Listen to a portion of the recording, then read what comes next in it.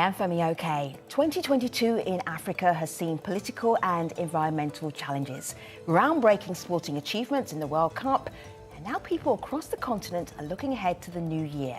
Today on the stream, 3 stories that will make headlines in 2023, including prospects for peace in Sudan and a presidential election in Zimbabwe and Nigerian elections as well. If you have something to say, to share with us, join us on YouTube.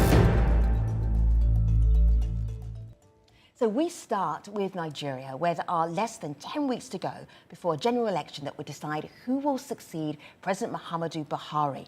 Joining us, we have Al Jazeera correspondent Ahmed Idris. Ahmed, it's so good to have you here. Welcome to the stream. Welcome back to the stream. Oh, we have so much to talk about. Nigerian elections, 10 weeks away. Most people, that feels like a very long time. But campaigning has been going on pretty much all of 2022. What is it like to be in Nigeria right now? Is there election fever? Are people weary? What are they like? A combination of both and more. Basically, you're looking at an event that occurs probably once every 4 years. A lot of Nigerians are excited that the campaigns are back. For some people, businesses, it's good business time. They will make money from the politicians and in preparing election materials, in preparing campaign materials and all that. Again, on the other hand, there are concerns regarding the Nigerian elections. There are hopes and aspirations. There are also frustrations.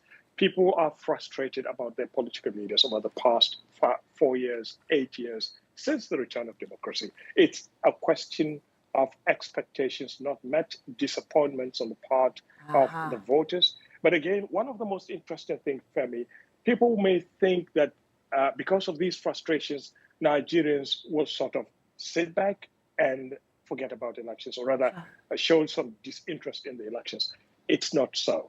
A few months ago, the Election Commission conducted a new registration exercise for people who have attained the age of 18, the voting age of 18, as well as people who have lost their cards and things like that. And they registered many million voters on the register. So it shows you that there is interest in the campaign process. But again, it also could be because of the new faces in the election. Oh, let's have a look let's look at some of the candidates. I'm curious, are any candidates under 100 years old? Because Nigerian politicians tend to be on the senior side. So we've put together 3 potential presidents for Nigeria. Who knows? We won't know until the end of February.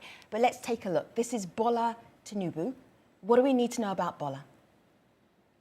Bola Tinubu was the governor of Lagos State. He is credited with transforming Lagos State from a very underperforming state to one of the most vibrant states in Nigeria. Perhaps Lagos State it's probably the only state, or one of the few states in Nigeria that can pay its salaries without relying from grants from the federal government. Its economy is robust, business is there, and he's been credited with transforming Lagos State into what it is today. He is also credited with raising a lot of political people in this country, from ministers, from even the vice president was his former aide and commissioner when he was governor of Lagos State. And there are lots of things like that. Absolutely. From the APC, so the All Progressives Congress, we saw a little bit of Atiku Abubakar. This is he's a candidate from the People's Democratic Party. And then also we're going to look at Peter Obi, who is from the Labour Party. Tell us the difference between the People's Democratic Party candidate and Peter Obi. Now, Peter Obi was running mate. Surprisingly, Peter Obi was the running mate of Atiku Abubakar in the previous elections in 2019. Now, Peter Obi dropped out of the presidential race in the PDP to join the Labour Party because he felt that is one of the shortest cut for him to become president. And there is a lot of a bandwagon effect with Peter Obi right now across Nigeria. Many Nigerians, young Nigerians, are frustrated with the way people over the age of 70, 80, and even 90s have been handling this country. They find it difficult to relate with these elders. Now, you know how it is in Africa, especially in Nigeria, where we are told to respect our elders. And people hardly criticize elders, but they see in Peter Obi a young man that they can criticize and confront when it needs be, and that is helping Peter Obi gather some support on many fronts. However, that is not the end of the discussion. Yeah. There are serious challenges. Peter Obi seems to be sort of becoming more and more popular with younger voters, as well as votes from the South. There is an unwritten agreement, by the way, Femi, between Nigerian politicians that after every 8 years of power in a particular region, in the North, for example, after Buhari's 8 years, the power is supposed to shift to the south of the country. And Peter Obi represents that, not because he is from the south, but because a lot of people feel that the Igbos haven't presented a presidential candidate or even won a presidential election in Nigeria since the 1960s, when Nnamdi Azikiwe became Nigeria's president, more of a ceremonial role because it was a parliamentary system of government. So a lot of people wanted to give Peter Obi that benefit of the doubt, and they wanted to see a young and more vibrant person leading Nigeria. However, they feel there are many Nigerians who feel that Peter Obi is inexperienced and perhaps hasn't understood the rigors of politics in a country like Nigeria. But a former governor.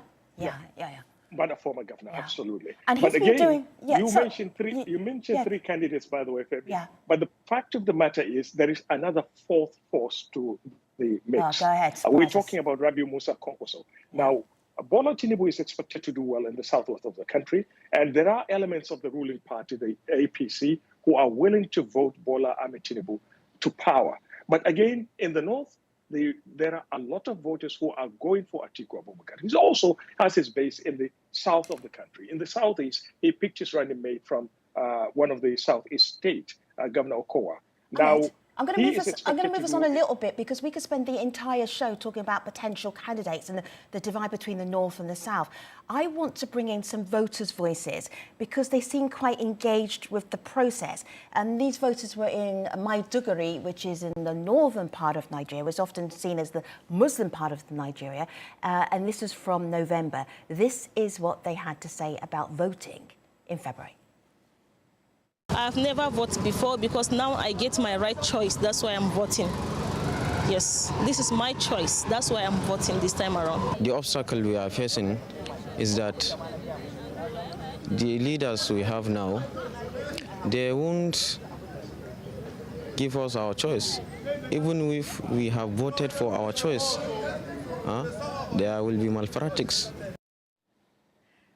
Always so many opinions about Nigerians when it comes to politics, but who is listening to how the election is run? The infrastructure for the elections, that is part of the story for Nigerian elections, surely. Ahmed, tell us more.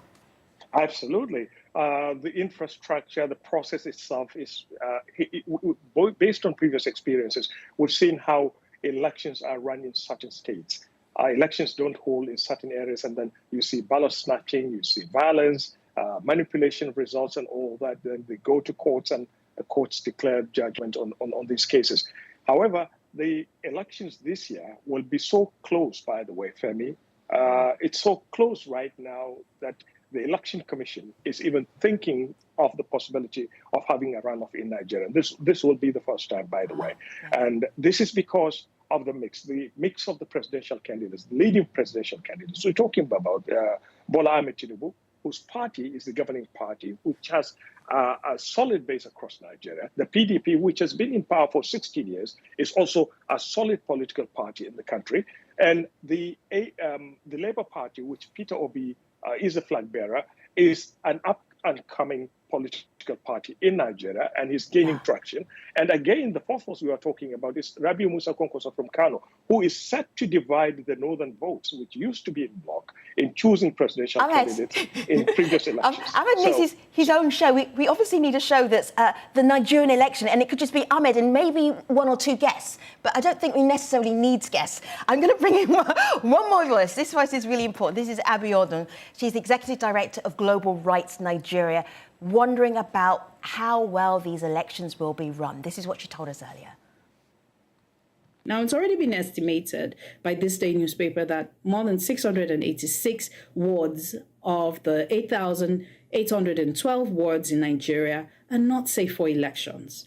If almost 8% of all of the wards in Nigeria are not safe for elections, can those elections be considered free and fair? You need to think about the factors that affect security as well, that there's so much divisiveness, so much hate speech. There's a lot of fake news out there. All right, so on YouTube, go ahead, Ahmed, go ahead, very briefly. That's spot on. Yeah. And by the way, it's not only in those local governments she's talking about, it's a problem that is affecting the whole of Nigeria. From the northeast, Boko Haram is still a lethal force in that region. We have banditry in the northwest of the country. In the central parts of Nigeria, banditry and kidnapping across Nigeria. And in the southeast, what we're witnessing over the past few years is the rise of a separatist movement, the pure pro-Biafra movement, the independent peoples of Biafra, which has been burning and attacking police stations and election offices in the country. So a lot of concern is being raised about the possibility of conducting peaceful elections in these areas. The security forces are promising to support the Election Commission to conduct free and fair elections. But a lot of Nigerians believe that elections in certain areas in the country, as the way things stand now, Ahmed, will never hold. I'm going to stop us now because it will be 10 weeks, re-election time, if I don't wrap this up right now. On YouTube, let me just tell you some of the feedback that we're getting. Regal Izar says, it's difficult for the youth to participate. They feel left out in government issues. Iman is saying Peter Obi would have had a fighting chance as people see him as the only candidate who really had a vision, but his choice for VP was not well thought out. And then on Twitter, some thoughts here. What are the Nigerian elections about? Religion. Have a look here on my laptop. Ethnicity, tribalism. And in Nigeria, politics pivots around economy and religion. We have 10 more weeks to discuss the Nigerian elections. I know Ahmed Idris will be with us, but for now, I say thank you very much, Ahmed. We really appreciate your analysis. See you soon.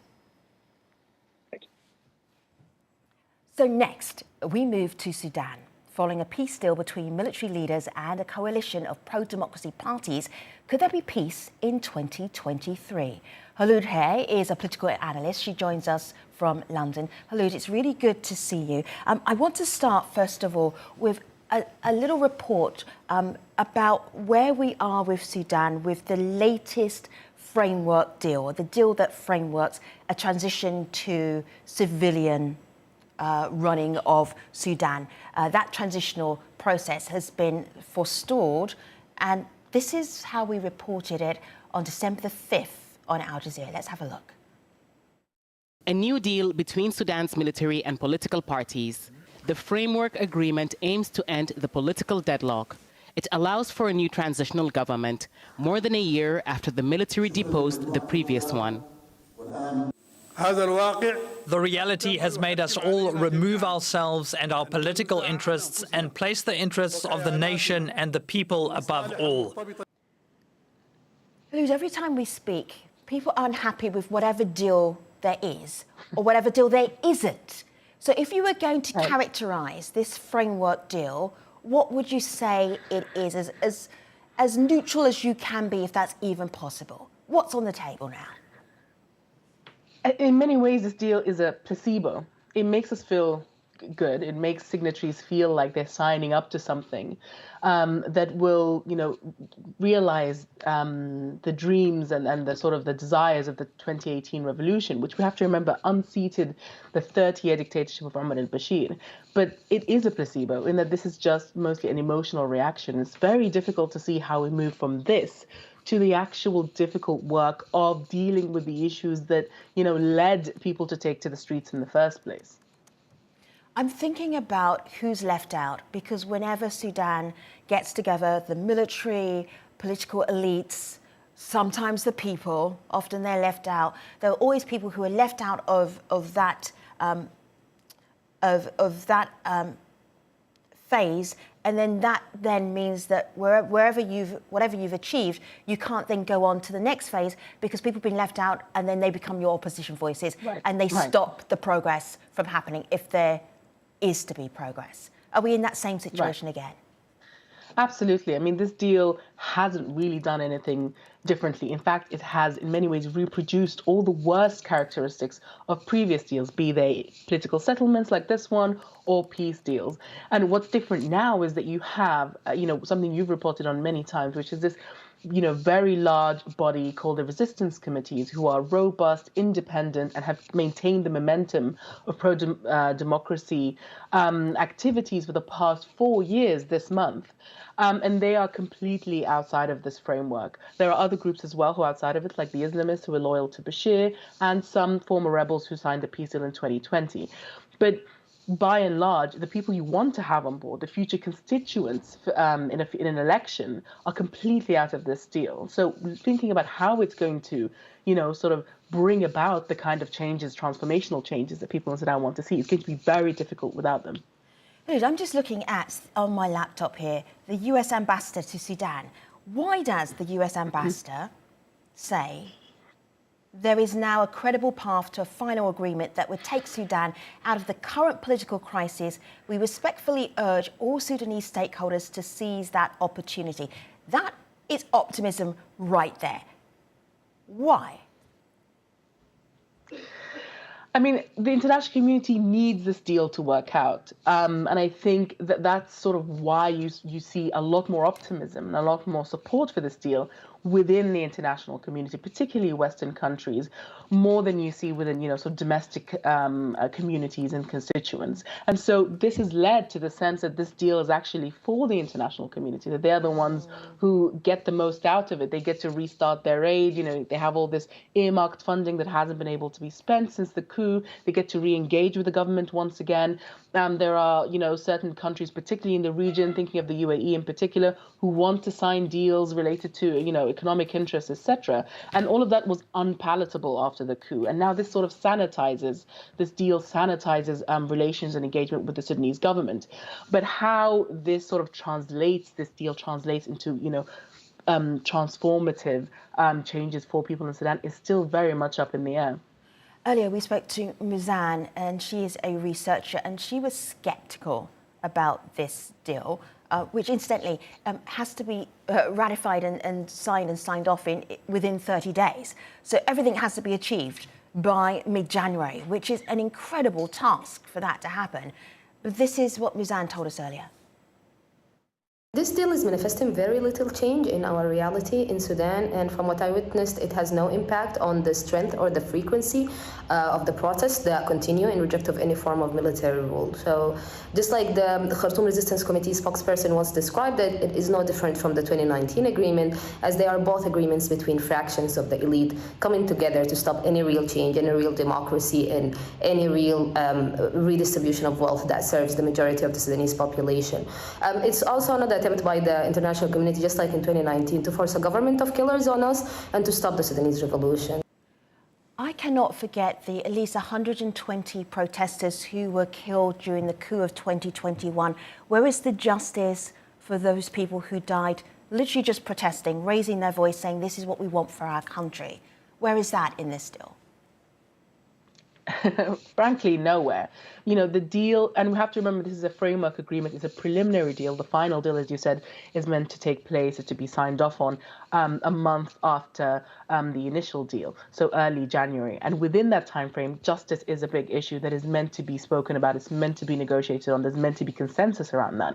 But there are already signs that actually the signatories have already agreed to some level of amnesty and immunity for the two main generals who led last year's coup, which already constrains the extent to which people can feel justice is done. And we have to remember this is a country where justice for Darfur is still 17 years in the making, and trials at the ICC are very sort of slowly coming together. And there's a lot of resistance from the regime in Khartoum about supporting those trials. We have currently several cases of miscarriages of justice. There's a 17-year-old boy named Muhammad Adam, known colloquially as Tupac, who has undergone torture to exact a forced confession. And his case has become sort of the landmark case in Sudan, which shows the extent to which transitional justice is going to be quite elusive.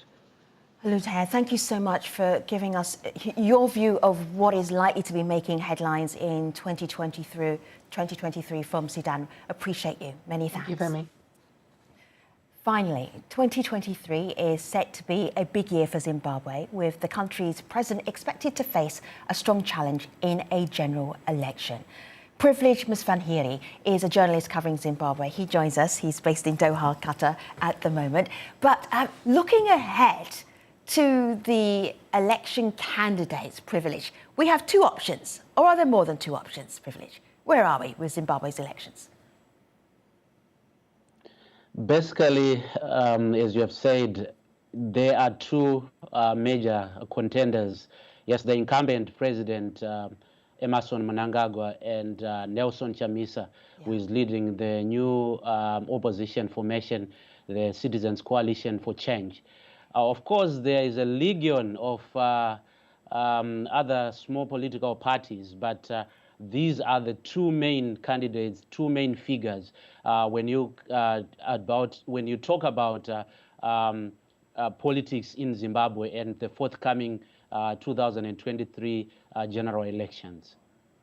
I'm just looking at Nelson Chamisa on his Twitter banner, Change Champion, behold the new. What is he offering that's new to Zimbabwe?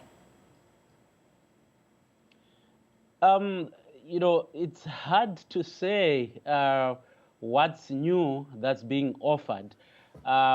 Safe to say that, you know, he is a person that has come out of the ranks of the movement for democratic change, which has been challenging the ruling party in the past 20 years. Yes, of course, he broke away from the contentious and the ever, you know, factional and the breaking party, the movement for democratic change, to form the Citizens Coalition for Change. So what you can say maybe probably is that he's energetic.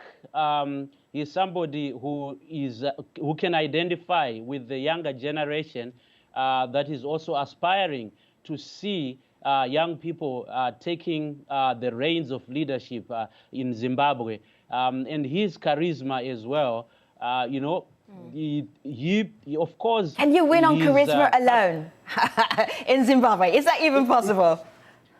It's not really possible. Yes, yeah. To just win on charisma only. That's why you find that those that are in the ruling party ranks, they scoff at him and say that he is immature.